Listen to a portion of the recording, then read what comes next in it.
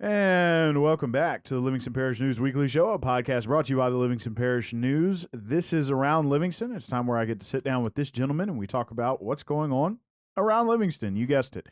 So I'm going to let him introduce himself real quick after I introduce myself. My name is McHugh David, publisher and editor of the news. And good morning, sir. Good morning. This is David Gray, news writer with the Livingston Parish News. We're probably going to have a pretty quick show today. Quite a few big things going on that sort of eat up a lot of space, but we're going to get into them real quick. First and foremost, let's start off with the good news. Fall Fest was slammed. Yes. This past Saturday here in Denham Springs. Just a big turnout, big show. Weather was great. You were out there for a little while. Tell us about it. Yeah, no, like you said, pretty much summed it up. The weather was great. I got there around, it was a little after 10 when I got there, because usually I like to at least let some people get there first. But by the time I got there, if you know where it is, it's in the Antique Village. I had to park by James Drugstore further down Florida Avenue. And yeah, it was, that's how packed it was there. And that was at like a little after 10 o'clock. So I mean, they had 160 different vendors, thousands of people show up. You had inflatables, food, all that kind of stuff. They had music on both ends of the festival. They had a big pet contest. We did actually just posted a separate gallery about the dogs Halloween costume contest by Rescue Rehome Repeat of South Louisiana.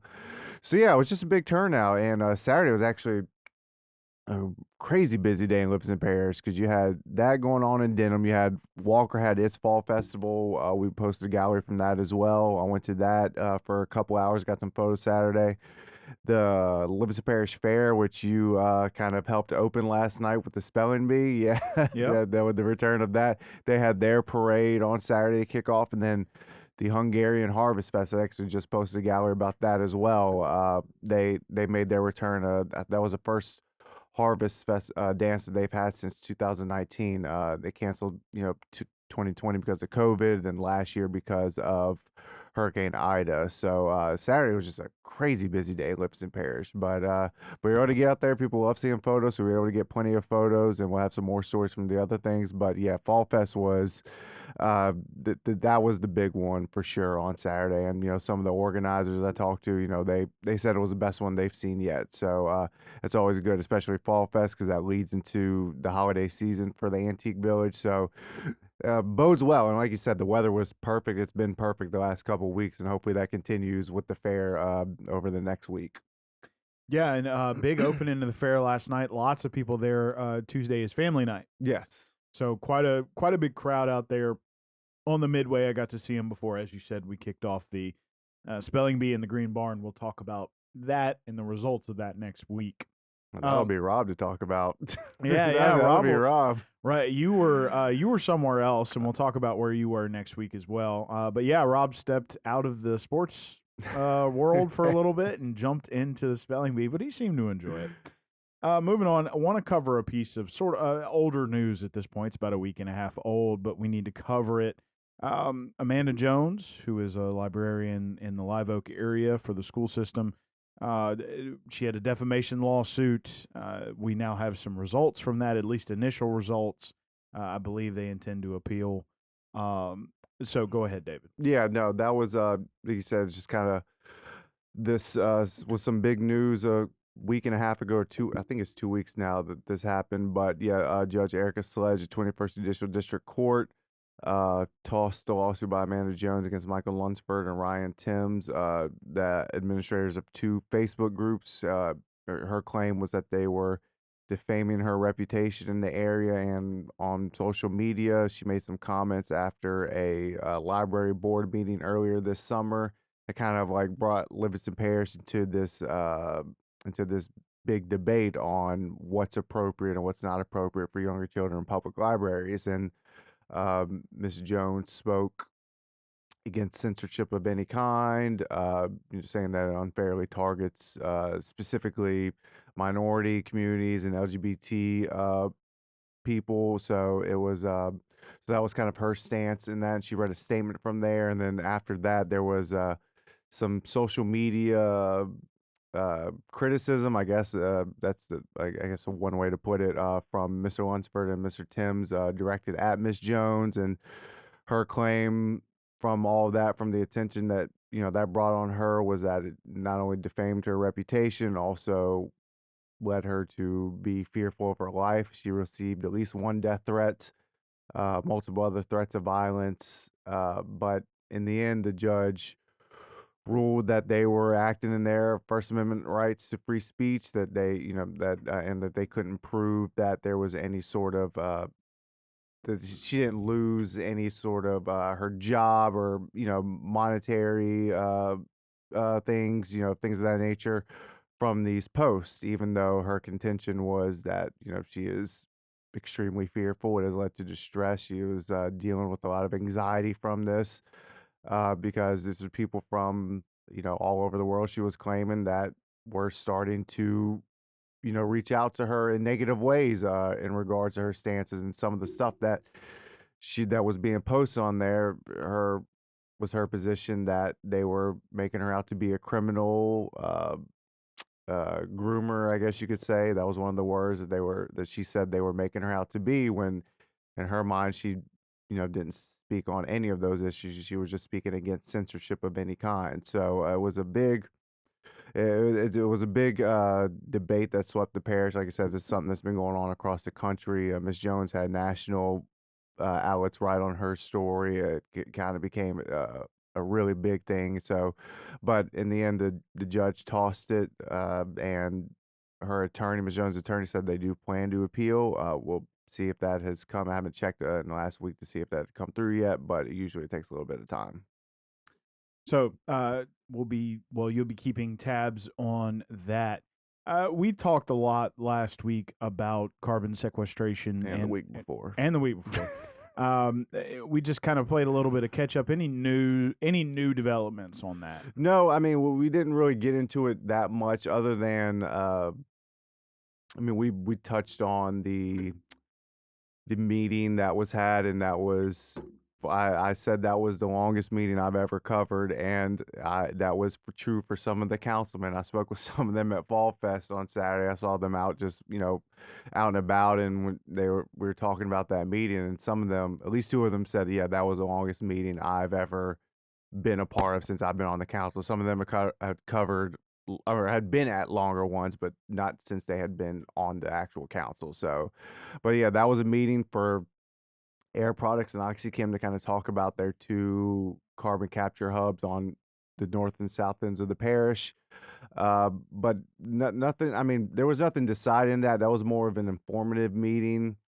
The council did promise that they're going to have some more meetings in the future. They want to find bigger venues, because like the story that ran this week, I mean, that was packed. That was the most packed I've ever seen that. And it got pretty packed during the overdevelopment debates that were going on earlier this year. It seems like a lifetime ago that was going on, because this has become such the focus, these carbon capture hubs. But this was unlike anything I'd seen. I mean, maybe 200 people in there. I mean, it was slammed. I mean, you had people against the walls. The only place people weren't standing against the walls was directly behind the councilman. Other than that, the walls are packed. People were sitting on the floor, because that shows just how passionate people are about these possible hubs coming to their areas. And the majority of the people in there did not want to see them, and that was kind of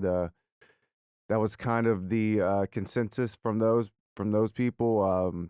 Even though the representatives for the companies are trying to stress the science, that it's safe, and even representatives from some state entities such as the Department of Wildlife and Fisheries, Department of Natural Resources, they tried to stress that this is something that Louisiana has done, and has done successfully. But a lot of people in that room, something that a lot of people are saying is still unproven. It makes them really nervous about what could happen down the line, and that was a fear from residents, elected officials. There was two mayors in there that spoke.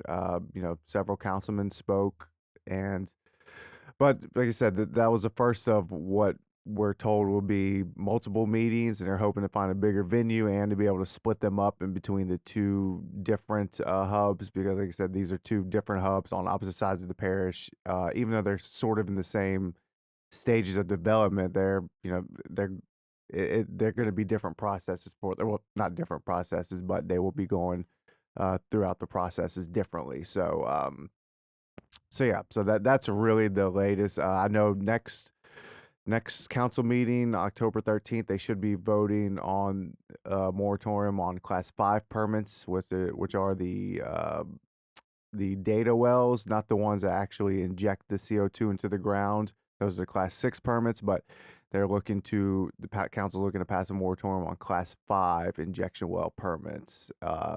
So we'll see if that one passes. That one is a little less certain than the Class 6 ones, because some of the councilmen believe that you should let them be able to use to get the Class 5 permits to dig to see if the geology in this area is safe for it or not. So that one is a little less certain than the other one, but we'll see. That there's at least one councilman for sure who I know feels that way, and there may be others that side with them too. Time will tell. It's a long, complicated process. Last but certainly not least, I believe there was a car show or a car show coming up. Coming up. So tell us, and it's got there's a special reason for it. I believe it's been going on for a few years now. No, second year. This will be the second year. Yes, Second year. yes. So she's been. Yeah, I'll just go ahead. Yeah. Erica Huckabee. She's from Denham Springs. She graduated from Live Oak High and then later Southeastern. I believe Southeastern. She was a St. Jude patient at the age of 20. You know, older than most patients they have there. When there was a cancer found in her, she had treatment at St. Jude for 4 months and was cured of her cancer. And that was almost or right at 11 years ago. And since then, she has made it a mission to raise money for St. Jude. She's made this group called Team Erica. They do different fundraisers, all with all benefits going towards St. Jude. They've raised almost $70,000 in the last almost 10 years. I can't remember exactly what year off the top of my head it started, but close in on 10 years. And